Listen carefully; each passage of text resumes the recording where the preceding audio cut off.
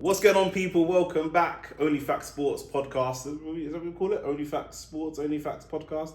OnlyFacts Sports, OnlyFacts Podcast. It ain't really got a name. It's OnlyFacts Sports. OnlyFacts Sports, innit? Do you know what I'm saying? We're back with another podcast, episode 4 this time. Do you know what I'm saying? Before we get into it, you might see the gold stripes. Do you know what I'm saying? You might see the Emirates fly better. We might see the gold cannon on the chest. Do you know what I'm saying? I could feel Shane's energy. We were, maybe 8 miles away from each other watching the Arsenal game. I was in Shoreditch. Was you at home watching the game? Yeah. You was at your yard. I could feel the energy. And I looked on Twitter and I was seeing some hilarious. I was seeing man say, I was seeing all football fans around the world banding together to say, man, them, if Arsenal win the Champions League, where are we all moving to? That's the man I'm asking. No, but where are we moving to? Because man is saying I'm not staying. Man is saying if Arsenal win the Champions League, they're not staying. I'm not going to that extent. All I just know is this channel just become a strictly boxing channel. I'll wear this every week, bro. But just to keep it real, I'll be real, bro, and I'm gonna let you go. Okay. Bro. But I just have to say, yeah. Firstly, as I said to you off the camera, I had a dream that Arsenal was going to beat Real Madrid. I swear to God, I had a dream. I had a dream that Arsenal was going to win. Word to Martin Luther King and all of that. And I was going to call you and tell you, you're not going to win today, but I just thought, you know what, let me just let the universe do what the universe does. But I'm going to keep it real, yeah? I can't even hate. For me, of a person, I can find a way to hate, bro. I can't hate. Let me tell you why. And I'll be so real, bro. If I was if United done what Arsenal just done, Allah, Muhammad, Jesus, God, Buddha, no one could chat to me, bro. Mm-hmm. There is nothing or nobody who could chat to me. I'll be, bro, I'll be the most shameless thing that's ever lived. Bro, nothing could chat to me. If we had done, and you don't understand the level of envy, if we had done, I actually think Arsenal fans have actually been quite calm about it. Because if it was me, bro, I would know if Jesus came down and said tomorrow's judgment day, I'll say you have to wait, my G. You have to wait until next week. You have to wait. Because I'm telling you right now, what Arsenal done yesterday was nothing short of remarkable, bro. Bro, I can't even, I would wish I could hate. But it was actually sensational, fam. The thing is, the reason Arsenal fans aren't gassed is because a lot of us predicted that we were going to win. We didn't know we were going to win. No, hold on. Didn't know, and also, I'm not just talking about when I was with AFTV at Box Park, we're doing the events and man, I got to do a lively prediction. No, I did a full 30-minute video with James B on AFTV doing a tactical insight video, breaking down specifically why I think Arsenal will win. It's up there, it's on AFTV's channel, you can go look at it. It's there. Do you know what I'm saying? I'm doing another one, in fact, this week for next week's game. But I literally predicted that we would win. I knew, not knew, because you never know in a game of football, but I had a bunch of stats and reasons as to why I thought Arsenal were going to win, bro. Do you know what I'm saying? I'm not, bro. You lot didn't just win though, bro. Like, you're not understanding what I'm saying. The level of character and bottle. Bro, they had 3 shots on target for the whole game. We had 12 shots, 11 on target. Their best player was Courtois by far. Facts. Our best player, obviously Rice had the free kicks, but man, I'm forgetting, Saka dubs Bellingham. I don't know if you saw it. Saka bullied Bellingham. I thought Partey was. We're going through everybody. We're going to go through everybody. But before Rice gets the free kicks, Saka wins both the free kicks. Mm-hmm. Do you know what I'm saying? The second free kick, he took on Bellingham, dubs him. Took on Rodrigo, dubs him. Took on Camavinga, dubs him to the point where they had to foul him, and then Rice slaps the free kick. Thomas Partey, dominant in the midfield. In fact, let me go from the back to the front here. But like you say, it's play them off the park, bro. Like, obviously, man will say set pieces, whatever. Understood. No, nobody ain't saying that. Nobody ain't saying that. Nobody ain't saying that. But it's a dominant performance, bro. More shots on target.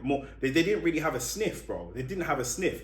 David Raya, really good coming from corners, really good gathering and setting us away on the counter-attack. I actually think... Hold on. Miles Lewis-Skelly, I saw him, he obviously gave away that stupid penalty against Harrison, which was never a penalty, against Everton. And in his frustration afterwards, I don't know if you saw it, but he took the ball from David Raya and literally ran through the whole Everton team. He got vexed. Yeah. He did the same thing as Real Madrid. He got the ball, dubs Rodrigo, and ran through the whole Real Madrid team and then popped the ball off. He also got the assist for Marino's goal. Centre-back partnership, man was worried about Kivior, kept it tight, he did what he had to do. Saliba, brilliant, do you know what I'm saying? Like, not rattled at all. He's played against Mbappe, he's pocketed Mbappe before, no problem, do you know what I'm saying? Timber... I don't think he pocketed Mbappe, though. He kept Mbappe very quiet for what Mbappe should be doing. Do you know what I mean? He's restricted Mbappe to 2 shots on target, and both of them were... Mbappe had 1 good shot on target from the ball through from Bellingham. The other one is a speculative effort from outside the box. So 1 decent chance for a player like... Mbappe. He should have scored and no decent chances for Rodrigo or Vinícius. So for the whole front 3, 1 chance against them. A lot of that is from Saliba. Then you've got Timber. Like, if it wasn't for Declan Rice's free kicks, bro, we're looking at a man of the match performance, bro. Timber just immense. Forwards, backwards, everything. Yeah, Timber's great. Saka force it, like their left side couldn't attack, bro, because they're doubling up on Saka every time. Man, I'm talking about Valverde and all the rest of it. I hear that. I'm not trying to be disrespectful. Valverde's a baller, but the way Saka, bro, the thing is in football, yeah, you can tell who's a baller regardless of what we think as fans, yeah. You can tell who's a baller by who the players on the pitch trust. You can see a certain level of respect. There might be a player that you don't personally rate, but for whatever reason, everyone in your team trusts that person with the ball, yeah. Everyone that we play, they get nervous when Saka's on the ball. Alaba got skinned when Saka was on the ball. Bellingham got skinned when Saka was on the ball. Rodrigo came all the way across.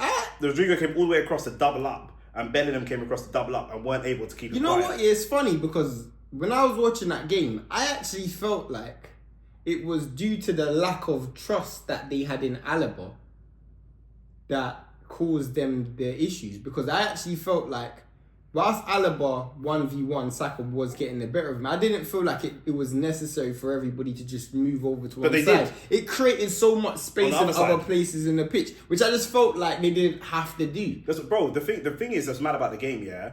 Like, the reason I feel like we smoked them is because we beat them 3-0, and it should have been 5. There were 2 or 3 occasions where Saka's got to the byline, cooked Bellingham once, cooked Alaba a couple times, got to the byline, driven it perfectly across the 6-yard box, right where you want it, between the goalkeeper and the centre back, and no one is there. Rice was there, didn't get a touch on it. Marino, doesn't really have the movement of a striker. He's not really a natural striker. We should have dubbed that man 5-0. And if you think that I'm gassing, go and chat to Jude Bellingham, because Jude Bellingham said in the post-game press conference, we were lucky it was only 3. It could have been more. No, but if we're being real, so if we're being real, it could have been 4 or 5. Real Madrid this has been happening.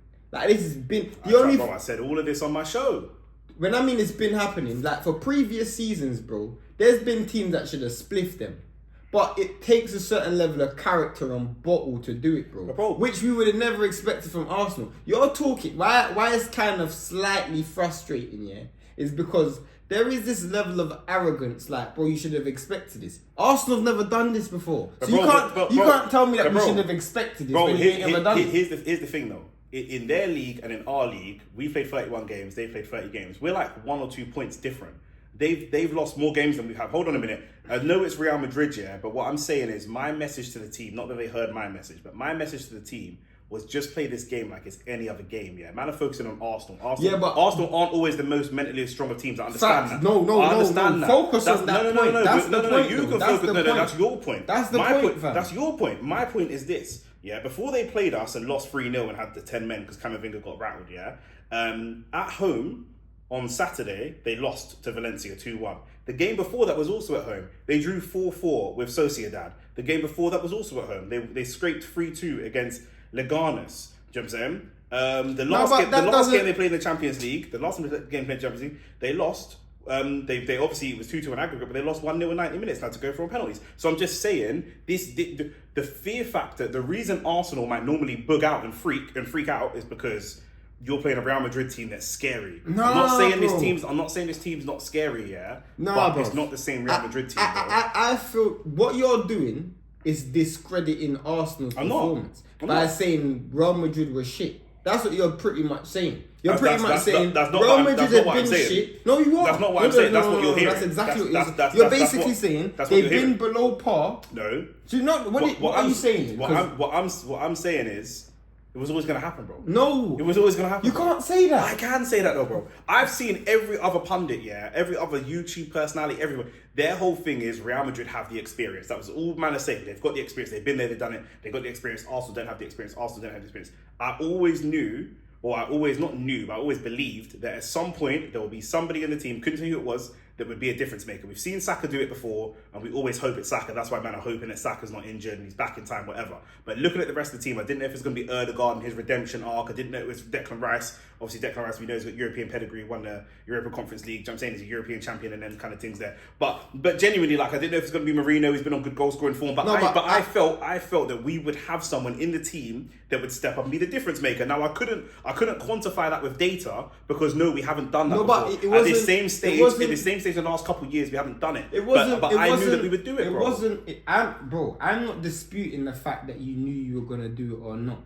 I'm talking about you're speaking about it from a hindsight perspective. I'm not. I'm not talking about it from because I did the tactical insight breakdown and said we were gonna win. Alright, cool. My point is now you're doing the absolute opposite. You're not looking at it from a hindsight perspective. When you watch that game, bro, you could mix as much chemicals as you want to mix, look into their past, look into their history and all of that crap. You can do all of that. You can look at, who, Saka this on. Bro, when you watch that game, it's just an isolated game of football, bro. Real Madrid was out and out. They were outclassed. Battered. Yeah, outclassed. They were battered. Outclassed. There is nothing you could look on your laptop, my laptop. That's what I'm saying. There is nothing that would have given you that indication, bro. If you sat there and you were surprised by the result, then you're going to look back and analyse the game like you're doing. But I already knew that we were going to win. I already knew that we were going to win. Bro, you're chatting shit. I'm not chatting shit. I'm not saying you didn't. I already knew. Bro, Arsenal winning isn't what is impressive, bro. Arsenal's win. Are we not saying, and you could answer this yourself, sorry. Are we not saying this is Arsenal's best ever performance at the Emirates? That's what people are saying. In the Emirates era, this is probably the best performance. And people are saying this is the best performance ever on Arteta, right? Yep. Against the best opposition that you face, right? Yep. So my point is, this is still uncharted territory, bro. And I said before the game, you can't predict uncharted territory. Of course you can, bro. Of course you can. Not logically. No, who's talking about logic? I'm telling you, that's what I did, bro. That's what I did. I watched my team, and I knew we will smoke Real Madrid, bro. I knew that, bro. I knew that, bro. We broke, bro. Yeah, you must have been. Even down to the start. You must have been drinking the same thing Ty drinks. Even down to the start. Me and Ty are both right. My cameras are working and not broken, but apart from that, me and Ty are both right, bro. I'm saying shout out Ty, bro. Do you know what I'm saying? Because even down to the starting 11, you go watch the stream when they did the starting 11 show. Laurie was late, so I jumped onto the front panel because Laurie was running late. When they did the starting 11, one of the key players everyone was looking at was Valverde. Oh, Valverde, he's so good. I said, bro, Modrić is not washed, but Modrić is 39, bro. Facts. Bro, Declan Rice and Ødegaard. Ødegaard is not the best at pressing, but he runs a lot, We will press the life out of Modrić. Like, do you mean man is going to be, no, but the pass he played to Benzema. Bro, man, I talking about 5 years ago. He's 39, bruv. Make him human, bruv. He's 39. Then man, I talking about Valverde. John Valverde does in the Champions League. I said, bro, Valverde was starting at right back. I said, that's positive for me. Everyone else was like, hold on. But bro, I'm telling you, bro. I'm telling you what I could see. And man are telling me what I'm talking about. Bro, what you could, fam. What are you talking about? You're looking at it like you were playing. Big man thing, I felt like I was playing. That whole morning, bro. Cool. That morning, yesterday morning, I woke up, I had oats, I had some chop flipping banana. Do you know what I'm saying, bro? I felt like I was playing 100 press ups. I felt like I was playing, bro. Let me tell you why listening to you just is partially why I don't even, as much as I wanted to be happy for Arsenal, I can't. We didn't need to be happy for us. Chatting shit. Let me tell you why you're just chatting shit. I'm not chatting shit, but go on. Because, bro, this is the same Arsenal team that struggled with Everton, bro. We didn't struggle with. That's why I said you didn't watch the game. We didn't struggle with Everton. What was the score? We didn't struggle. It was 1-1, but we didn't struggle. Okay, so you should have won 5-0 then. We should have. But you didn't. We should have. So that means you struggled. That don't mean we struggled. Watch the game, bro. Bro, if you don't win a game, you struggle. Oh my if you don't win a game, so you're at your best. So you're at your best. Your best version of Arsenal wins 1-1. Let me ask you a question. Did you see the penalty? Answer my question. Did you see the penalty? Answer my question. Did you see the penalty? Answer my question. No, we weren't at our best. We didn't struggle. So okay then. We were far the better team. When we come off the pitch, being a better team and being at your best is two different things. No, bro. but you said, bro. I'm just saying, like the result of a football match is not necessarily down to the performance of a football match. They're two my argument was you struggled to beat Everton.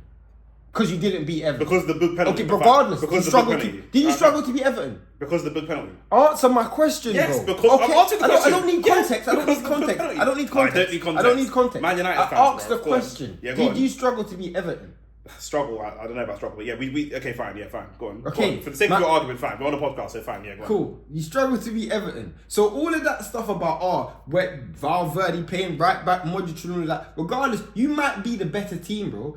All of that stuff, what you're saying is true. But at the end of the day, your team has to go out and do it, which they failed to do. So the fact that they've done it, what I'm trying to say is, this is revolutionary, bro. You're making it's just another day in the park. No, I'm not saying that. Your argument was why Arsenal fans aren't gassed. I'm saying to you. You're saying Arsenal fans aren't gassed because we expected this. No, you didn't, bro. No, I'm saying to you. What I'm saying to you is, you watch Arsenal play football.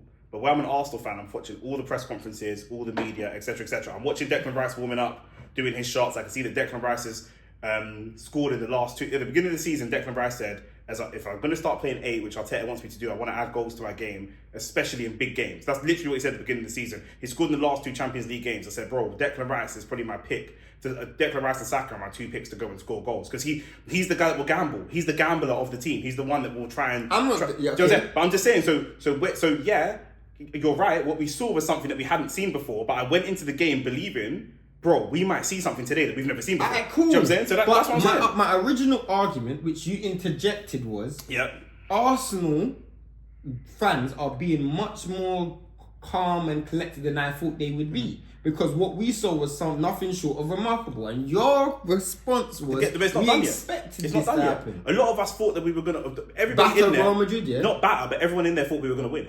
But you didn't. You didn't just win. You battered them. But we won. But you battered them. But did we win? Okay, but you battered them. But we won. The level of excitement doesn't... For me, cool, let me ask you another question. Okay, is the reservations... Because I expected Arsenal to be doing carnival outside right now. Mm-hmm. Is the reservations because there's a second leg? Or is it just because you genuinely believe you'll batter them? It's a mixture of both, but also like, bro, for us, as Arsenal fans... Bro, if we celebrate, Arsenal are great, boy. When we celebrate, it's like, bro, why are you gassed for celebrating? And if we don't celebrate, bro, remember, No, but this is the time. I've seen you look gassed for beating Burnley. It's not the time. Do you know why it's not the time? Do you know why it's not the time? Yeah. Why? Because this team, this squad, and this team, especially after the performance last night, sometimes when we celebrate, it's like, sometimes the over celebration is almost a lack of belief. Sometimes the over celebration is actually a sign that we think this is the best it's going to get. I hear that. Yeah, you see this Champions League thing right now. But it's the best it's been. Hold on. Forget about the best it's been. We think it could be better yet, bro. Do you know what I'm saying? Think about black people, bro. Think of how far we've come, but we're not there yet, bro. Do you know what I'm saying? There's a long way to go, cuz. I could have freed more slaves if they knew they were slaves, cuz. Do you know what I'm saying? I hear that. The lack of celebration to me is telling me that they, in that dressing room, they hand on heart, even if we beat Everton 3-0, Arsenal do not believe they can win the Premier League. They don't. Even if they win the game, they don't believe it. This team, hand on heart, genuinely believes that they can win the Champions League. So that's why they're like, bro, stepping stone. We're on the way. We'll get there. Because they don't think this is the best it's going to get. They don't believe it's the best it's going to get. Did you see the interview? Did you see the press conference with Saka before the game? Yeah. No, I saw it after. So was it after the game? When they asked about Mbappe and that. Do you see that? No. Before the game, bro, this is what I'm saying. Like, when I say this, is what I'm saying. Like, I'm following all the Arsenal media. They asked him before the game, how do you feel about the fact that, like, obviously you're a very good player and you're coming up against, like, Vinícius, Rodrigo, and Mbappe, and obviously they're like that sort of level. The way that we would talk as fans, you know what I'm saying? Saka's here, very good. Their man are there. Saka was vexed, bruv. Saka was vexed. Now, you might say, why is he vexed for? Obviously, Mbappe, cool. But in their world of professional football, Saka don't see it that way. You know, I get that. Saka's like, brother. He's like, bro, levels? We talk about levels. Like, bruv, what do you mean? What do you mean, bruv? Like, he was. What are you talking about? He played that as well. So that's what I'm saying. So that's why when I'm seeing that, I'm going, bro. No, but I'm not talking about football players. I'm talking about fans, bro. I'm talking about fans. Like, bro, what it felt like was, let's use the slave analogy. You lot made it to the north, and you man weren't celebrating. That's because we're back in Africa, yeah. We celebrating, bruv. We celebrating, but we at home. Fair enough. Do you know what I'm saying? This ain't our land. Fair enough. Talking about, bro. You know what I'm saying? We got no boats. We made it to the north. We still need boats, bro. I hear you. Do you know what I'm saying? We're speaking twee. Do you know what I'm saying? We still got a long way to go, cuz. So it's you know what I mean? It's you know what I mean? Final question before we go to the next topic. Yeah. Did next leg, what do you think? I can see us drawing. I think the next leg, a lot of people think that we're going to do the Arsenal thing and grind out, sit deep, grind out. But we haven't done that, bro. We haven't done that this season. I think you'll win. I think we either draw 2-2 or we win 2-1. This season, I don't see 2-2 at all. I think we would draw 2-2 or we win 2-1. The thing is, I see Arsenal win. Honestly, comfortably. I see Arsenal winning the next game, and people are gonna laugh. And I'm a United fan when I say this. I see Arsenal winning the next game pretty comfortably. Define comfortably. Like what kind of scoreline? 2-0 or 2-1. Yeah. Real Madrid get a late winner, late goal to make it 2-1. Yeah. Let me tell you why. Because I actually feel like Real Madrid have to gamble. Yeah. You know when Arsenal beat City, yeah? It was like they overcame a massive milestone. Yeah. Since then, City ain't beating them. We beat them twice since. Yeah, you know what I'm saying? You just had to go over that one mark. You know what I'm saying? Yeah. It's psychological. You know what I'm saying? It's once Arsenal in their flow, it's peak. It's like when Bivol, I don't want to use boxing as an analogy, but when Bivol fought Beterbiev and in that 12th round, he got through that and it's like, you landed your best shot and I'm still here. That level of confidence that you get, Tyson Fury gets Wilder. Tyson Fury Wilder too. You know what I'm saying? Like, when you get over that mountain, it's like everything just becomes easier. You now have to gamble. And I just feel like if Real Madrid have to gamble, I just think that plays into Arsenal's hands, bro. Yeah. I'll be so real. I can't see how Real Madrid win it. Because not only did they lose, they got fists up. Yeah. They got fists up. They're going to think that they're going to go into the next game like it's a PSG thing when PSG lost to Barcelona and they're going to be naive. Arsenal are probably one of the hardest teams in Europe to score against. Yeah. Period. But I don't think I agree with everything you just said, but I think a lot of people think we're going to do the low block. But you don't have to. That's what I said. We don't have to. You don't have to, bro. Arsenal. If we're keeping it real, the only time Real Madrid looked like scoring was when Real Madrid when Arsenal made mistakes. Yeah. If Saka dodgy back pass, give you a dodgy touch. I think it was Luis Skelly had a bad moment, like a missed touch or something as well. But if you look at the game in itself, bro. Arsenal don't even have to put men behind the ball. Real Madrid are looking for moments of brilliance. Arsenal defensively, I'll be real. I can't see how when Mbappe was running through and he was cutting onto his right, he's looking for a shot. Look, bro, there's like 4 men around him, bro. He's not getting a shot. I'll be real. I'm so confident. I'm willing to bet people as well. I can't see how Real Madrid win the next game. Bro, I can't even see it. Mbappe got suffocated, bro. Like, obviously, Madrid are good. Like, we know what they can do. We know how good they are in it, but. Like you say, bro, them man, they got fists up, bro. Do you know what I'm saying? This is on a big and serious level. That's what it is. Them man got fists up, bro.